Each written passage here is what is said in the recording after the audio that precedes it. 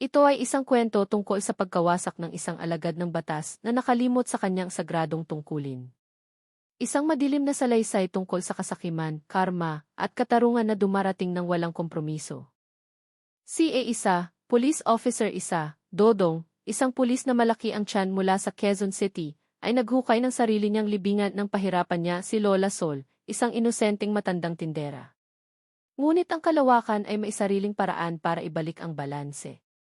Naglakad si A sa Dodong ng may mabibigat na hakbang. Ang kanyang maruruming combat boots ay tumatapak sa maputik na lupa sa gilid ng Quezon City. Ang kanyang malaking tiyan ay nakabakat sa likod ng kanyang kupas na unipormeng asul. Samantala, ang kanyang maliliit at matatalim na mata ay patuloy na nagmamasid sa bawat tindahan na kanyang dinadaanan. Sa araw na iyon, tulad ng nakagawian, naghahanap siya ng target para pagkunan ng dagdag na kita. Ang kanyang malaking kamay ay naglalaro sa batuta ng may pananakot, tila nagbibigay ng senyales na sinumang tatanggi sa kanyang gusto ay magkakaroon ng problema sa kanya. Sa dulo ng kalsada, ang tindahan ni Lola Sol ay mukhang simple, ngunit maraming bumibili. Matyagang nagsisilbi ang matandang babae sa mga customer. Kahit na ang kanyang katawan ay kuba na dahil sa katandaan, kumunot ang noo ni Dodong nang makita ang kaabalahang iyon bilang isang oportunidad. Lumapit siya ng may matatag na hakbang. Ang kanyang mukha ay puno ng peking ngiti na just true nagpamadali sa mga mamimili na umalis. Tinitigan siya ni Lola Sol ng may pag-iingat. Ang kanyang mga kamay ay nanginginig habang hawak ang mga barya mula sa benta ng araw na iyon. Nang walang paligoy-ligoy, inilahad ni Dodong ang kanyang kamay at hiningi ang key protection money sa mababa ngunit mapagdiin na boses. Ang dahilan, gasgas na, proteksyon daw mula sa mga siga at gulo. Padahal, alam ng lahat ng residente na ang tanging totoong gulo ay nagmumula mismo sa kanya. Lumunok si Lola Sol, sinubukang magmakaawa ng magalang dahil ang kanyang pera ay hindi sapat para matugunan ang hinihingi ni Dodong na palaki ng palaki bawat linggo. Ngunit si Dodong ay hindi yung tipo ng tao na gustong makinig sa mga dahilan. Nanliit ang kanyang mga mata habang tinititigan ang matanda ng malamig. Alam na alam niyang walang laban ang matandang babae. Para kay Dodong, hindi lang ito tungkol sa pera. Ito ay tungkol sa kapangyarihan, tungkol sa takot na kailangang itanim para manatiling sunod-sunuran ang mga tao. Tinapik-tapik ng kanyang kamay ang kahoy na mesa ng tindahan. Nagbibigay ng ilang segundong palugit bago maging aksyon ang kanyang banta. Huminga ng malalim si Lola Sol. Ang kanyang kulubot na kamay ay mahigpit na nakahawak sa mga barya na dapat sana ay pambili ng bigas at gamot. Sa pagkakataong ito, nagpasya siyang huwag sundin ang hiling ni Dodong. Sa malumanay ngunit mapait na boses, umiling siya. Ang kanyang mga mata ay nakatitig sa sahig upang hindi makita ang galit na sasabog sa mukha ng pulis. Natahimik sandali si Dodong, hindi inaasahang may mga ngahas na tumanggi sa kanya. Dahan-dahang namula ang kanyang mukha, nanigas ang ugat sa liig, tulad ng lubid na hinila ng sobrang higpit. Nang walang babala, inabot ng kamay ni Dodong ang timba na puno ng maruming pinaghugasan ng bigas sa gilid ng tindahan. Ang mga butil ng natirang bigas at putik ay namuo sa ilalim ng timba. Ang tubig ay malabo tulad ng larawan ng masamang intensyon na matagal nang namuo sa isip ni Dodong. Sa isang mabilis na galaw, ibinuhos niya ang buong laman ng timba sa matandang katawan ni Lola Sol. Ang maruming tubig ay umagos ng malakas, binasa ang kanyang lumang barutsaya, binasa ang puting buhok na maayos na nakatali. Sumuray-suray si Lola Sol. Sinubukan ng kanyang mga kamay na protektahan ang kanyang mukha, ngunit ang maruming tubig ay tumagos na hanggang sa kanyang manipis na balat. Tumawa ng magaspang si Dodong habang tinititigan ang matanda ng may panghahamak. Ilang residente na nakasaksi sa pangyayari ay umiwas na lang ng tingin, takot na maging susunod na target. Isang batang ina ang humila sa kanyang anak papasok ng bahay. Samantala, ang dalawang lalaki sa kabilang tindahan ay tumikom ng mahigpit ang bibig. Ang kanilang takot ay pataba sa pang-aabuso ni Dodong. Ibinato niya ang walang laman na timba sa lupa. Ang tunog ng pagbagsak nito ay lalong nagpakurba kay Lola Sol.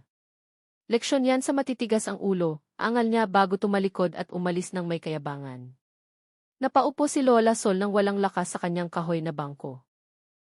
Ang maruming tubig ay tumutulo pa rin mula sa dulo ng kanyang alampay.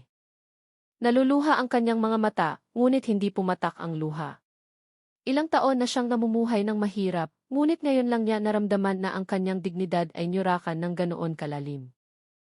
Ang nanginginig niyang kamay ay pinunasan ang mukha, ngunit ang malansang amoy ng pinaghugasan ng bigas ay tila nakadikit at hindi maalis. Sa di kalayuan, isang binata ang naglabas ng cellphone mula sa bulsa. Ang screen nito ay nakailaw pa, nagpapakita na ang buong pangyayari kanina ay nai-record. Ang binata, si Rian, ay mabilis na itinago ang kanyang cellphone nang sumulyap si Dodong sa direksyon niya. Bumibilis ang tibok ng kanyang puso, ngunit buo na ang kanyang loob. Sa buong daan pa uwi, ang kanyang mga daliri ay pumipindot sa screen ng cellphone, ina-upload ang video sa mga group chat ng mga residente. Sa loob ng ilang minuto, ang chain message ay kumalat tulad ng apoy sa panahon ng tagtuyot. Ang mukha ni Dodong na puno ng puot at ang basang-basang katawan ni Lola Sol ay naging panoorin na pumukaw ng galit. Bumaha ang mga komentong puno ng galit sa post. May ilan pang nagbanggit na hindi ito ang unang pagkakataon na nagmalabis si Dodong. Si Kapitan Harry, ang barangay captain, na nakaupo sa terrace ng kanyang bahay, ay nakatanggap ng video mula sa isang kapitbahay. Nanliit ang kanyang mga mata nang makita ang nilalaman ng recording, lalong lumalim ang mga guhit sa kanyang noo. Agad na tumayo ang nasa middle-aged na lalaki at kinuha ang susi ng kanyang motorsiklo. Alam niyang lumampas na ito sa hangganan, hindi na lang basta protection money, kundi naging pananakit na sa taong pinakawalang kalaban-laban. Sa buong biyahe patungo sa barangay hall, ang mukha niya ay nanatiling parang bato, ngunit sa loob ng kanyang dibdib, ang galit ay kumukulo tulad ng tubig sa takure. Nang gabing iyon, ang barangay hall na karaniwang tahimik ay puno ng tao. Ang maingay na diskusyon ay hinaluan ng inis na reklamo. Ilang kababaihan ang nagdala kay Lola Sol para umupo sa unahan. Maputla pa rin ang kanyang mukha, ngunit malinis na mula sa maruming tubig. Ang video ay ipinalabas ulit sa screen ng laptop at sa tuwing ipinapakita ang larawan ni Dodong na nagbubuhos ng tubig, naririnig ang sisingasing na galit mula sa umpukan. I-report na lang natin sa pulis, sigaw ng isang tatay. Pero may sumagot na ibang boses, pulis din siya, sino ang huli? Uminit ang sitwasyon hanggang sa itinaas ni Kapitan Harry ang kanyang kamay para humingi ng katahimikan. May ebidensya tayo, sabi niya sa mabigat na boses. Bukas ng umaga, dadalhin natin ito diretso sa kanyang superior. Kung kailangan, sa headquarters ng pulisya. Ang plano ay sinang-ayunan, ngunit sa sulok ng silid, nagkatinginan si Rian at ilan pang kabataan. May iba silang ideya, isang paraan na hindi dadaan sa mahabang proseso ng burokrasya. Lihim silang bumuo ng plano, habang sa labas, ang langit sa gabi ay madilim at walang bituin. Tila nagpapahiwatig na hindi pa tapos ang bagyo. Naglakad si Dodong sa makipot na eskinita sa pagitan ng mga dikit-dikit na bahay. Hinayaan niyang nakalaylay ng walang lakas ang kanyang batuta sa baywang. Sa araw na iyon, nag-iisa siyang nagpapatrolya dahil nagsimula nang umiwas sa kanya ang mga kasamahan niya mula nang kumalat ang video.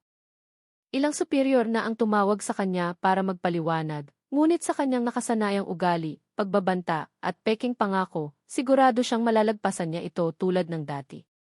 Ang hindi niya alam ay hindi natakot ang mga residente. Ang maalinsang ang hangin sa gabi ay nagpadikit ng kanyang damit sa likod.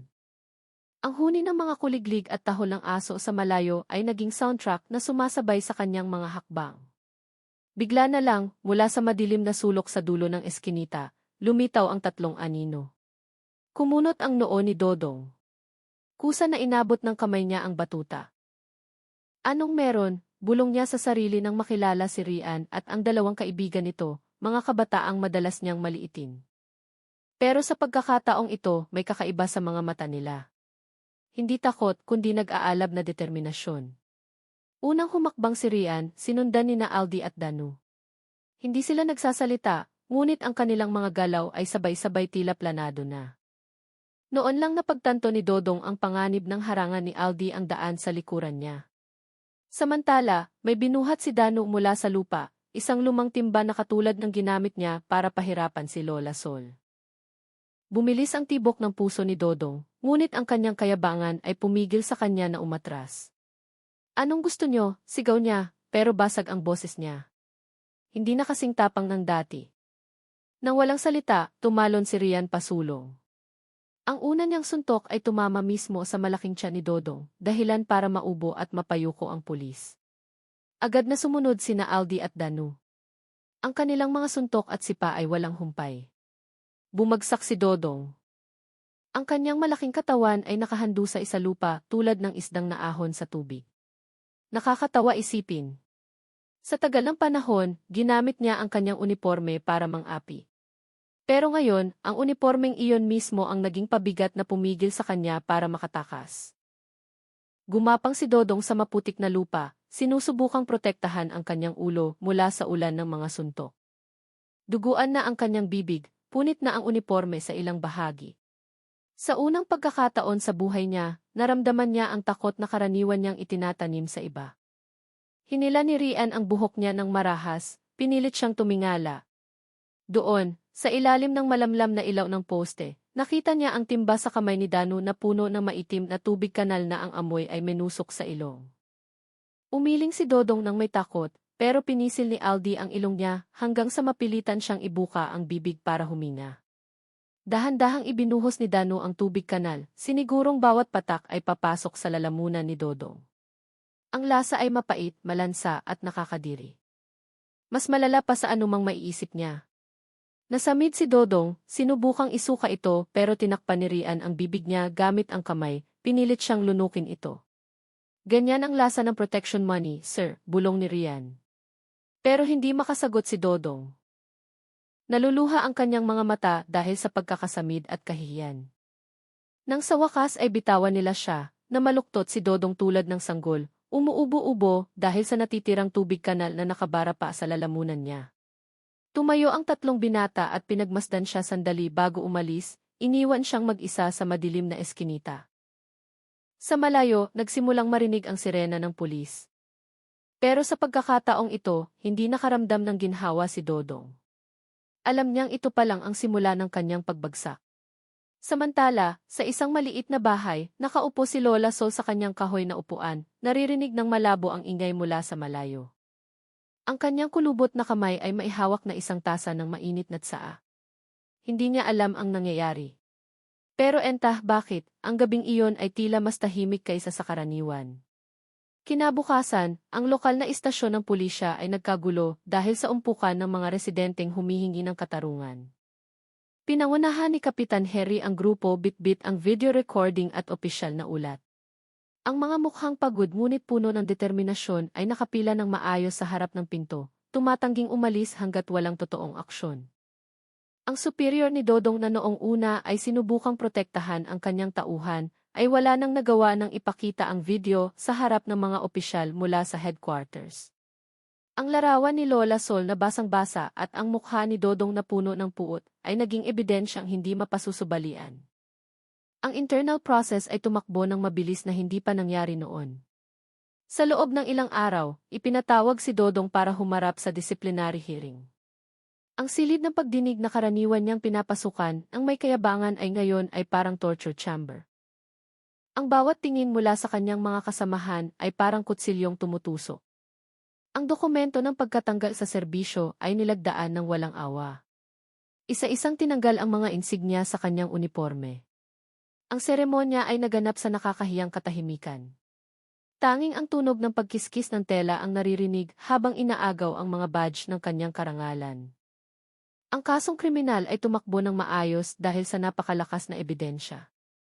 Madaling na ilatag ng piskal ang mga kaso ng pangingikil at pang-aabuso na nilabag ni Dodong. Nagdesisyon ang hukom ng parusang pagkakulong ng walang tawad-tawad. Nang pusasan ang mga kamay ni Dodong, sandali siyang sumulyap sa upuan ng mga manonood. Walang ni isang kasamahan o pamilya ang dumating para sumuporta. Ang naroon lang ay ang malamig na tingin ni Lola Sol na nakaupo ng tuwid sa tulong ng kanyang apo. Ang kanyang mga mata na malabo na ngunit puno ng katatagan ay sumaksi sa kanyang pagbagsak. Ang pinto ng police van ay sumara ng may malakas na tunog, tinapos ang paglalakbay ni Dodong bilang alagad ng batas. Ang sasakyan ay umalis, dumaan sa harap ng tahimik na mga residente. Ilan pa nga ay nag-sign of the cross sa hangin. Simbolo na sa wakas ay dumating na ang katarungan. Napagtanto ni Dodong na ang unipormeng dati niyang ipinagmamalaki ay naging kulay kahel na damit ng bilanggo. Ang bakal na pinto ng Bogor Penitentiary o Bilibid ay umingit habang bumubukas, sumasalubong sa pagdating ng bagong bilanggo. Ibinigay si Dodong sa mga gwardya, kasama ang dokumentong nagsasaad ng kanyang katayuan bilang dating pulis. Isang label na agad siyang ginawang target. Ang proseso ng administrasyon ay tumakbo kasama ang mga mapang-uyam na tingin ng mga prison guards na alam na ang kanyang track record. Nang pilitin siyang ibuka ang bibig para sa dental exam, ang daliri ng gwardya na may goma ay sadyang idiniin ng malalim dahilan para masamid siya. Ang selda na itinalaga kay Dodong ay ang pinakamaingay sa dulo ng pasilyo. Ang tunog ng magaspang na tawa at suntok sa pader ay naririnig na mula sa malayo.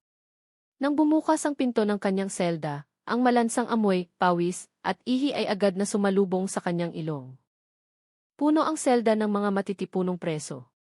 Pero isang figura ang agad na umagaw sa atensyon ni Dodong, si Aji, isang dating siga sa palengke na madalas niyang hulihin sa malulupit na paraan.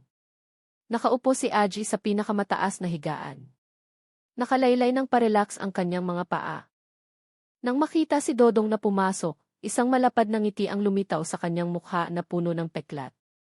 Nanliit ang kanyang mga mata parang pusa na nakakita ng daga na pumasok sa bitag. Nang hindi na kailangan ng salita, naintindihan ng lahat ng kasama sa selda ang sitwasyon. Dahan-dahan silang umatras, nagbigay ng espasyo. Ang ilan ay nagsimula pang umiti ng may sadismo. Nakatayo si Dodong nang naninigas sa harap ng pinto. Mahigpit ang hawak sa kanyang prisoner bag na pagtanto na hindi na ito ang mundong kaya niyang puwersahin. Umalis na ang gwardya na naghatid sa kanya, sadyang iniwan ang pinto ng selda na bahagyang nakabukas. Isang senyales na anumang mangyari sa loob ay hindi agad makakatanggap ng interbensyon. Tumalon si Aji mula sa higaan ng mailiksi na hindi inaasahan sa kanyang malaking pangangatawan. Dahan-dahan siyang lumapit. Ang kanang kamay niya ay naglalaro sa sinturo na tinupi sa dalawa. Ang tunog ng pagkiskis ng balat ay parang detak ng orasan para kay Dodong na nagsisimula ng pagpawisan ng malamig.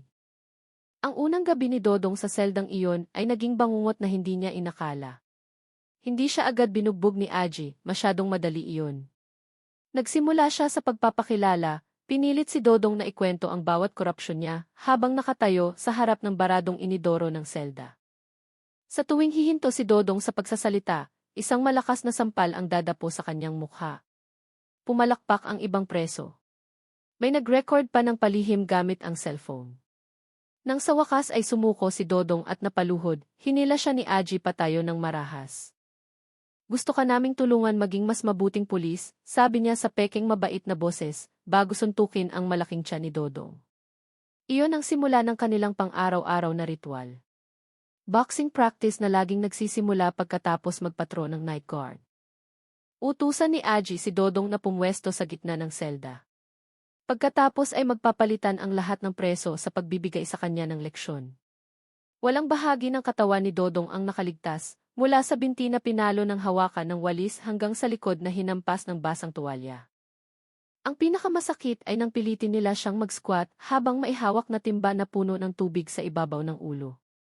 Kapag natapon ang tubig, ulitin ang proseso mula sa simula. Gabi-gabi, umaalingaw sa selda ang tunog ng suntok at sigaw ni Dodong na dahan-dahang nagiging ungol.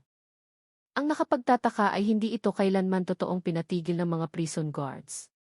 Kakatok lang sila sa pinto ng selda habang sinasabing, "Huwag masyadong malakas." Pagkatapos ay aalis habang tumatawa. Sa mga sumunod na araw, nalaman ni Dodong na ang ilan sa mga gwardyang iyon ay galing pala sa pamilya ng kanyang mga naging biktima noon. Ang karma ay dumating hindi lang mula sa mga preso, kundi pati na rin sa sistemang dati niyang ginamit para sa sariling krimen. Sa sulok ng mamasa-masang selda, nakahiga si Dodong sa fetal position. Nakabuktot ang tuhod hanggang sa dumikit sa baba na puno na ng magaspang na balahibo. Bawat paghinga ay masakit. Ang kanyang kaliwang tadyang ay posibleng mailamat dahil sa ensayo kagabi. Sa maruming kisam ng selda, lumilitaw ang anino ni Lola Sol. Sa tuwing ipipikit niya ang kanyang mga mata, ang matandang mukha ay tumitingin sa kanya ng walang galit. Sa halip, may awa na lalong nagpapahirap sa kanya. Ang 2 buwan sa kulungan ay nagpabago sa kanyang katawan na dati ay mataba, ngayon ay kalansay na lang na nababalutan ng maluwag na balat. Ang tiyan niyang dati ay malaki ay lumiit na ngayon, pero ang mga peklat ng pambubugbog ay nagmumukhang mapa ng karahasan na puno ng kulay lila at dilaw. Sa mga tahimik na gabi habang tulog ang ibang preso, ang nanginginig niyang kamay ay hinahawakan ang sugat sa mukha, kinakapa ang peklat ng magaspang na tahi na iniwan ni Aji gamit ang kawad. Ang mga sulat na isinulat niya para sa pamilya ay hindi kailanman sinagot. Nag-file ng divorce ang kanyang asawa at dinala ang kaisa-isang anak sa ibang lungsod. Sa maliit na mailbox sa ilalim ng kanyang higaan, may lumang litrato noong una siyang manumpa bilang pulis. Ang mukha niya noon ay puno ng pag-asa. Ang asul na uniforme ay maayos pa at walang mansa. Ngayon, itinatago niya ang litratong iyon tulad ng isang aib. Dahil sa tuwing makikita niya ito, dumarating ang hindi makayanang kahihiyan. Sa mga pinakamadidilim na sandali, nagsimulang bilangin ni Dodong ang bawat biktima na kanyang nasaktan. Hindi lang si Lola Sol, kundi pati na rin ang iba pang maliliit na tindero, driver ng jeepney na kanyang kinutongan, maging ang mga batang lansangan na pinalayas niya gamit ang dahas. Mahaba ang listahan, masyadong mahaba para sa isang taong dating nagturing sa sarili bilang alagad ng batas. Ang unang luha niya ay pumatak nang mapagtanto niyang huli na ang lahat para sa pagsisisi. Ang buhay na binuo niya gamit ang takot ng ibang tao ay naging bakal na kulungan na nagkukulong sa kanya. Dumating ang tag-ulan ng napakalakas. Ang tubig ay umagos sa rehas na bakal ng bintana ng selda at binasa ang sahig kung saan natutulog si Dodong. Ngayon, hindi na siya kasali sa boxing practice. Nagsawa na sina Aji at ang mga kasama nito, itinuturing na hindi na siya karapat-dapat maging target. Ang pagbaliwalang ito ang pinakamasakit. Siya ay naging multo na gumagala sa selda. Iniiwasan maging ng mga bagong preso na nakakaalam ng kanyang kwento. Namatay na si Lola Sol. Nakarating ang balita sa tainga ni Dodong sa pamamagitan ng usapan ng mga gwardya. Hindi dahil sa tubig na pinaghugasan ng bigas, kundi dahil sa katandaan na talagang oras na niya. Nagdaos ang mga residente ng simpleng libing ngunit puno ng init. Malayo sa kapalaran ni Dodong na ubusin ang natitirang panahon ng kanyang parusa sa pag-iisa. Isang umaga kung saan bihirang pumasok ang sikat ng araw sa kanyang selda, nagising si Dodong na may mataas na lagnat. Walang tumawag ng doktor. Nagkibit balikat lang ang mga gwardya nang makita siyang nanginginig. Sa kalagayang wala sa sarili, nagkaroon siya ng halusinasyon na nakikita ang sarili na bata pa muli. Nakatayo ng tuwid sa kumpletong uniforme, pero ang aninong iyon ay agad na nagbago at naging si Lola Sol na nakangiti hawak ang timba na puno ng malinaw na tubig, hindi pinaghugasan ng bigas, kundi malinis na tubig na inaalok niya para hugasan ang sugat ni Dodong. Eksakto nang malapit na siyang hawakan ng kamay ng multo, nalagutan ng hininga si Dodong.